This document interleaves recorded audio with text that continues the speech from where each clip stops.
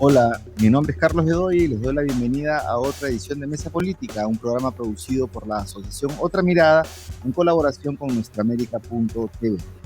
En esta ocasión nos acompaña el economista Germán Alarco para hablar sobre los desafíos de la política económica peruana respecto de los efectos y lecciones que nos deja la pandemia del COVID-19 en términos de desempleo, de desigualdad y de precarización, ¿no? Cómo acabar con estas lacras. Germán Alarco es economista especializado en macroeconomía, finanzas, distribución del ingreso, infraestructura y energía.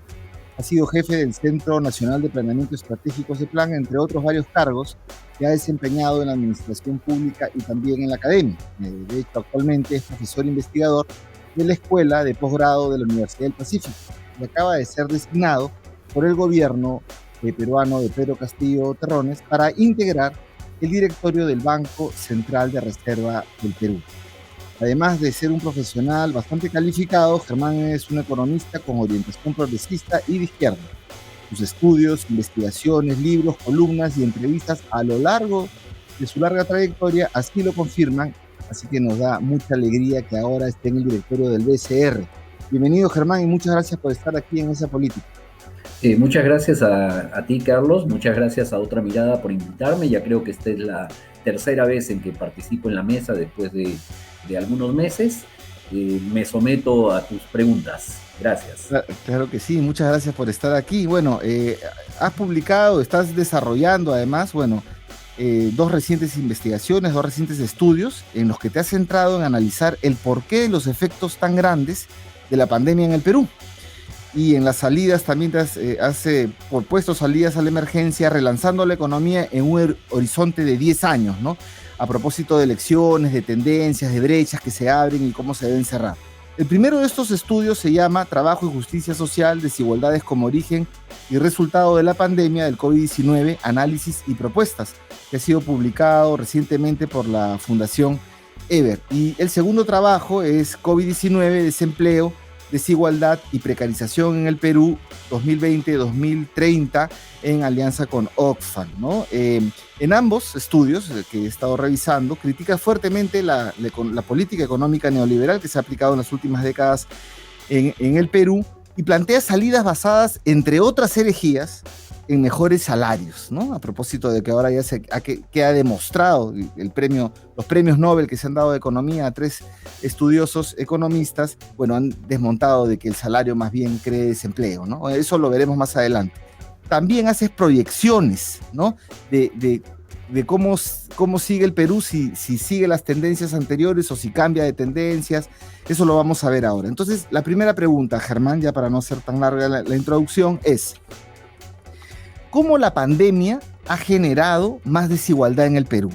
Y cómo, más bien, la presencia elevada de desigualdades previas a la pandemia, a la llegada de la pandemia en el Perú, ha generado impactos diferenciados en la población, ¿no? Entonces, ¿qué es primero, el huevo o la gallina? ¿Las desigualdades que genera o las desigualdades previas? ¿Cómo está ahí? Sí, es un tema interesante y sobre el cual ya hay literatura internacional desde tiempos atrás. Hay muchos que han estudiado desde afuera las pandemias, el impacto de las pandemias, el resultado de las pandemias. Y la conclusión general es que, en general, las pandemias generan incremento en la desigualdad. Entonces no es un tema nuevo, es un tema que viene de antes. Y esto, pues hay mucha evidencia en relación a la fiebre española, a estas otras pandemias que hubieron antes en los años 2000 y demás. Pero hay una salvedad.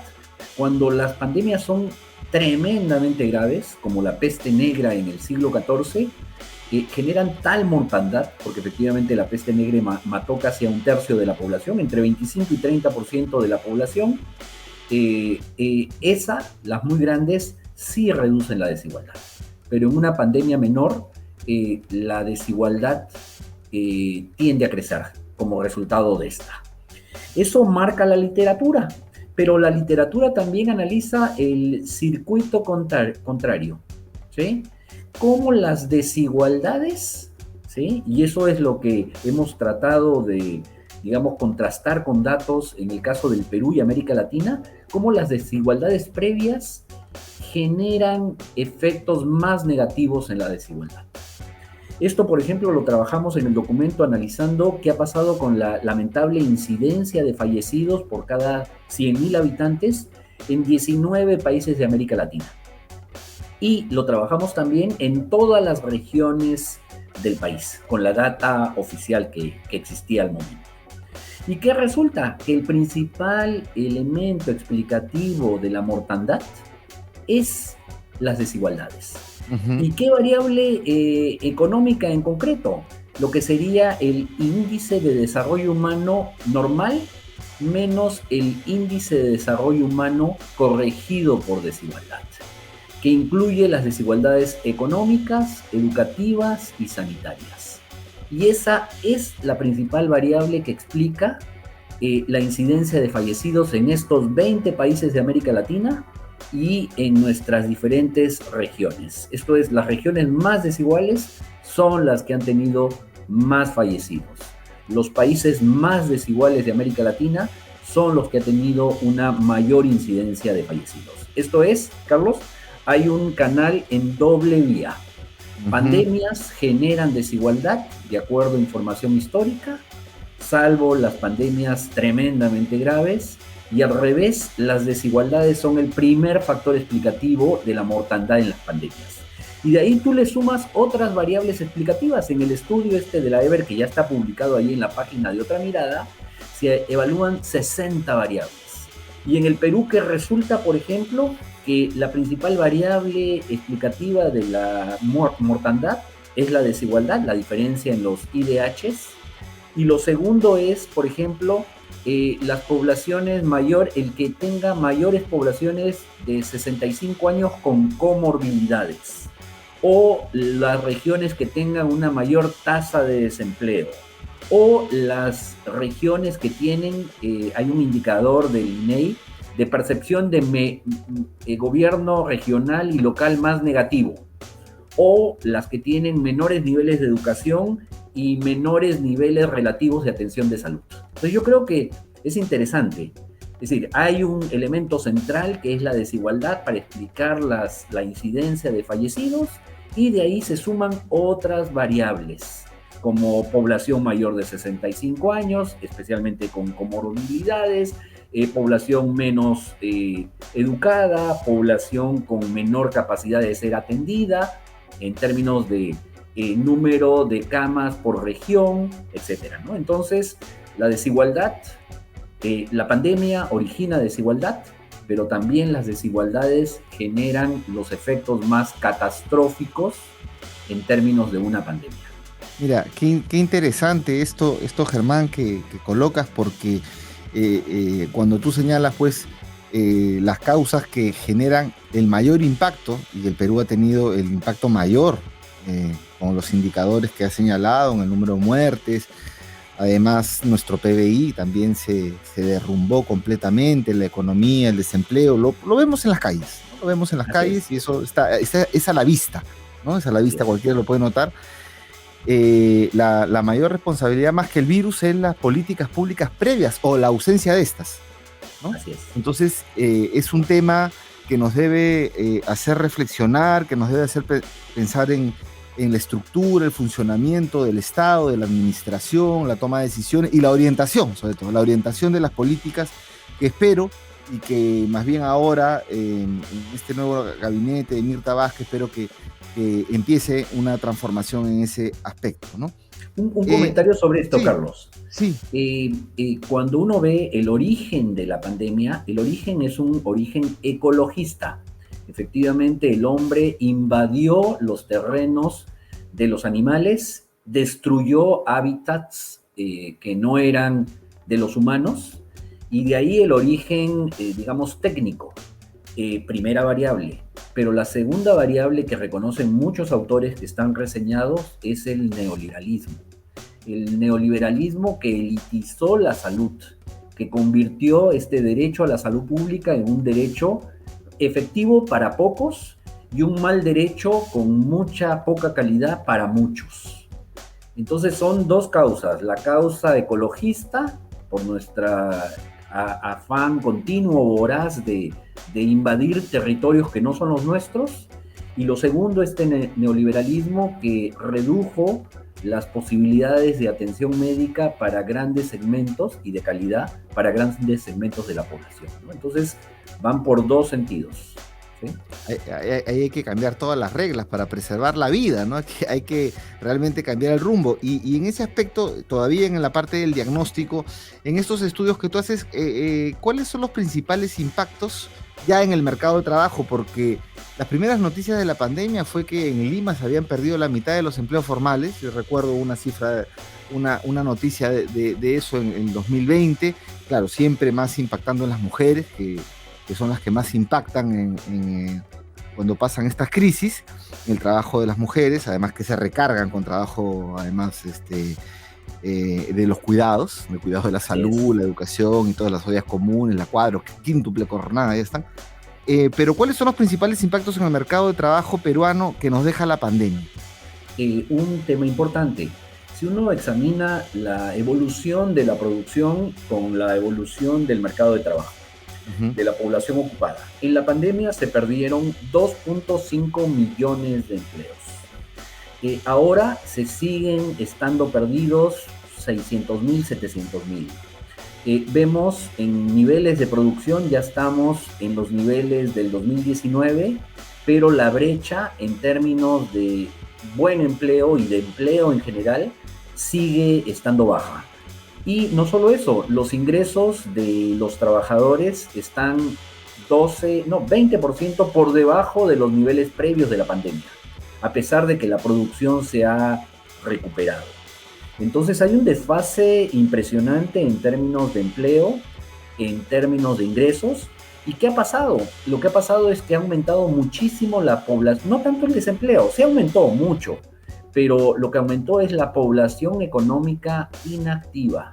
Es decir, lo que ocurrió es que gente que estaba en el mercado de trabajo ahora dejó el mercado de trabajo y está simplemente en su casa, pues esperando mejores condiciones, porque ni siquiera vale la pena salir a buscar mucho trabajo porque no lo hay, ¿sí?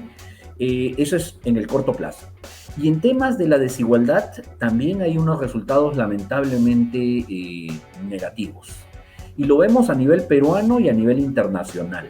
La lista de Forbes, que presenta datos a marzo del 2021, por ejemplo, señala que el número de superricos aumentó en 10% durante el 2020. Y en el Perú también las seis familias superricas aumentaron su patrimonio de 8.000 millones de dólares a 12.000 millones de dólares. Y lo que generó la pandemia es grandes asimetrías.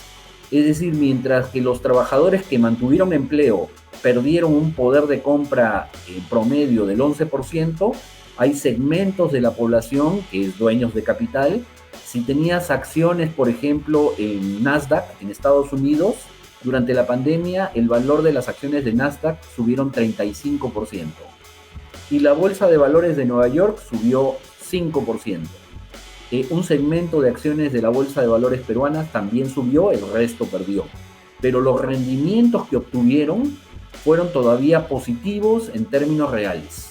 Entonces tú observas, mientras sectores que pueden estar ganando 20 o 30% más en la pandemia, los grandes sectores de la población han tenido pérdidas de empleo y pérdidas de ingreso del 11 y 15% anual. Eso en el corto plazo. Lo que se hace en el segundo trabajo, que recién está en proceso de edición, que es con Oxfam, es proyectar las tendencias históricas en cuanto a empleo y hacia el futuro, 2020-2030. Se utiliza la matriz insumo-producto, una matriz resumida, y lo que resulta es que el contenido de mano de obra, el empleo por cada millón de soles en términos reales, ya a lo largo del tiempo venía reduciéndose. Entonces lo que hemos hecho es incorporar esas tendencias hacia adelante y ver qué pasaría. Y lo que observamos es claro, pues, ¿no? Es que cada vez se va a emplear menos personas y al mismo tiempo tienes una población, una oferta de trabajo que va aumentando y por tanto las brechas de desempleo y de población inactiva van aumentando, ¿sí? Entonces tenemos este trabajo lo que quiere es, no son cifras definitivas porque son ejercicios de simulación, es llamar la atención sobre lo que puede venir.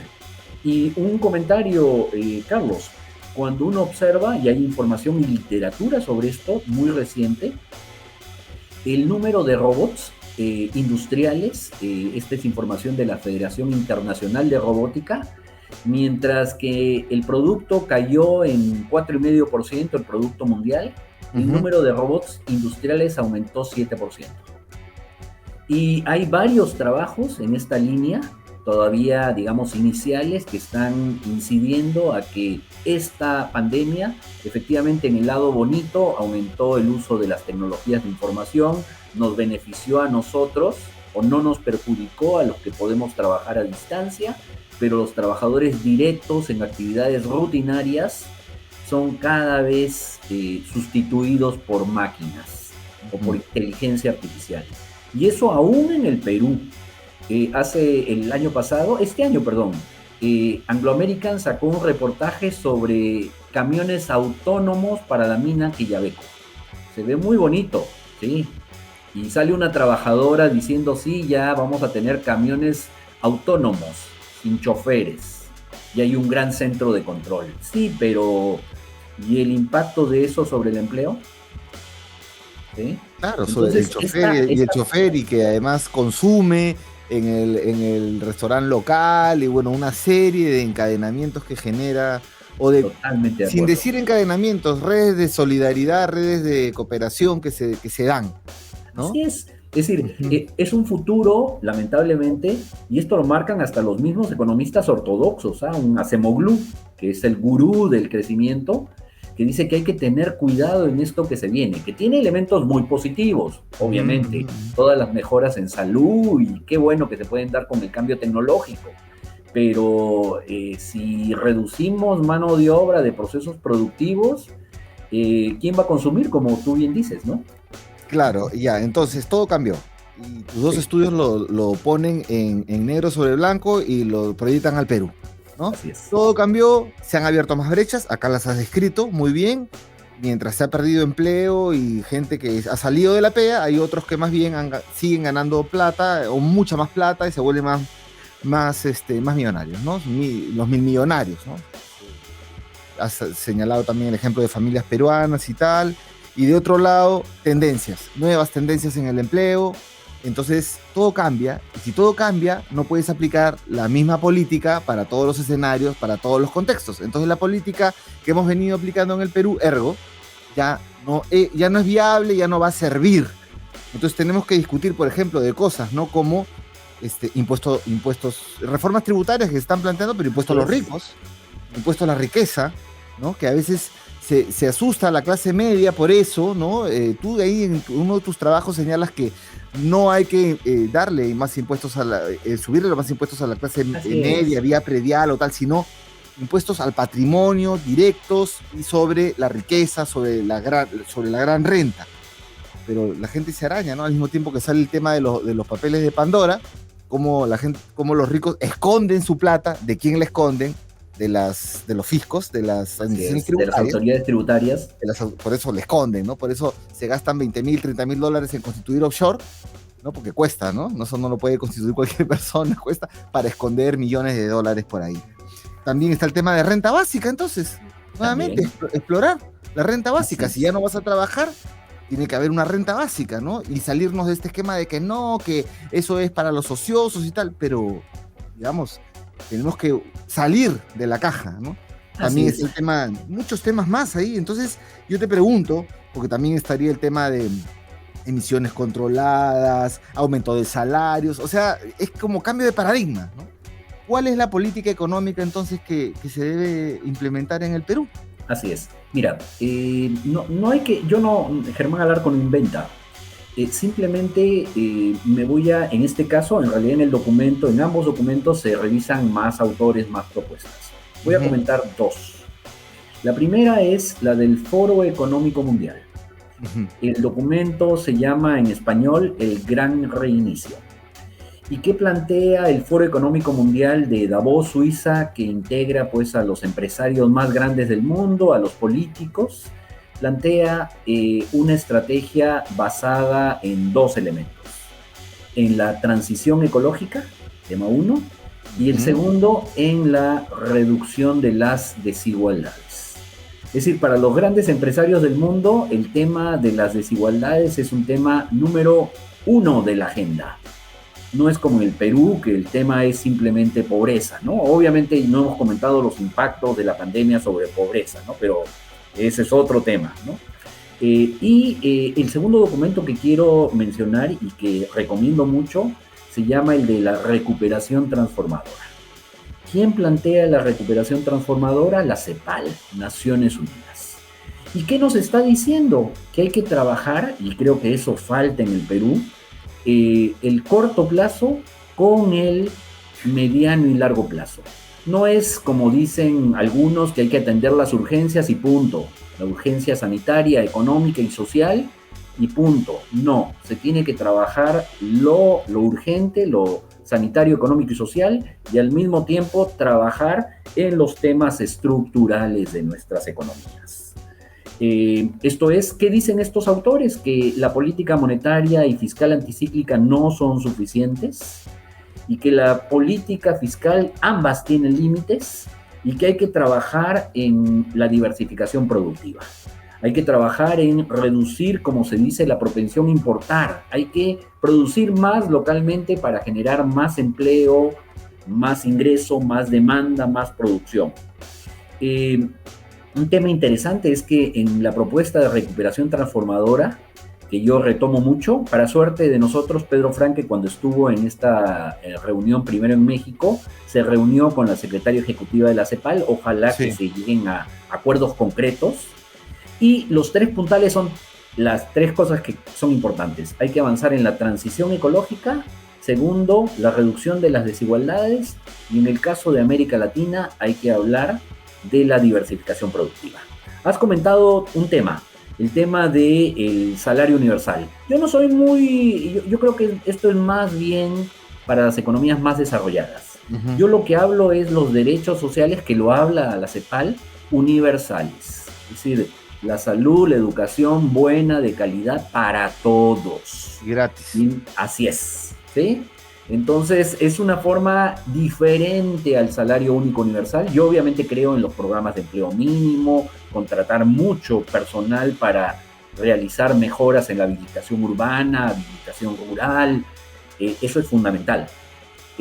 Pero el tema va más, en el caso de nuestros países que están pues, más atrás, es los derechos sociales universales para todos y de alta calidad. Has comentado un tema, ¿no? Efectivamente, con prestaciones sociales, nada que ver con esta fórmula de la persona, dicen el cholo barato, entre comillas, reducir las prestaciones sociales ya que eso genera informalidad, no. Es decir, con cobros que permitan, pues, atender estos servicios. Y un tema fundamental que mencionas que es fundamental, que es la reforma tributaria. Nuestra presión tributaria es del 16.8%, los últimos datos de la OCDE, y el promedio de América Latina es 22.9%. Estamos 6 puntos porcentuales por debajo. Yo no digo ahorita que hay que subir impuestos al patrimonio. Simplemente con reducir las devoluciones del IGB a sectores extractivos, tienes un gran avance. Luego, los impuestos al patrimonio no hay que pensar en términos de, efectivamente, ese es un gran error cuando se hace, en afectar a los sectores medios. No, estamos hablando de los segmentos de muy altos ingresos. Claro. No ni siquiera $1 millón.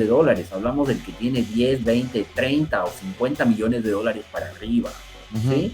Pero yo creo que hay muchas fuentes, más impuestos ecológicos también, más impuestos a la comida no saludable. Esto se aplicó, por ejemplo, en el caso mexicano, a las bebidas azucaradas, a las que generan problemas, generan diabetes, etcétera, que son mecanismos para gravar inteligentemente, sin todavía acudir a lo otro, digamos, ¿no? Que tampoco, ojo, yo lo he señalado muchas veces, los impuestos a la renta y los impuestos al patrimonio no surgen cuando las cosas están bien. Surgieron al terminar la Primera Guerra Mundial y la Segunda, es decir, cuando las cosas estaban mal, porque había necesidad de obtener ingresos para la recuperación económica. Entonces, sobre todo han crecido los milmillonarios. Así es. ¿No? Entonces, claro que sí. Oye, pero me está preocupando algo, Germán, ahora que te escucho. Le haces bastante énfasis en la transición ecológica y ahora veo que más bien la discusión en el Perú de dos temas que son centrales en el presente gobierno, que tiene que ver con el tema del gas, con el tema de la reforma tributaria. Creo que no está mucho esa variable, porque en el tema del gas he sentido que estaba más en el peso de, a ver, el lote 56, mejores regalías, vamos a participar en las exportaciones, pero no como la discusión integral de la matriz energética de aquí a 20, 30, 40 años que necesita el Perú, y del otro lado la reforma tributaria bastante afincada más bien en cobrarle más a la minería, cuando vemos que China está ya a punto de hacer una gran transición, ¿no? Y que va a cambiar toda su matriz, no sabemos, y ya va a dejar de estar apoyado tanto su crecimiento en el sector construcción, ¿no? Entonces, ¿cómo? Creo que seguimos con la inercia, ¿no? No, ahorita no, digo, en el documento se avanza, hemos sacado varios trabajos sobre el tema de las líneas de la reforma tributaria, y yo creo que hay mucho espacio para trabajar. Lo que ocurre es que lamentablemente hay muchos intereses en contra y que pretenden que nuestra presión tributaria siga siendo lo ridícula que antes, ¿no? Entonces, no. Es decir, el futuro se ve, el objetivo del trabajo con Oxfam, aquí lo anoto, es alertar para que pensemos, para que concertemos y para que actuemos. Y un tema fundamental donde hay que incidir es en la reforma tributaria, porque necesitamos efectivamente más recursos y también ejercer ese gasto público con más calidad.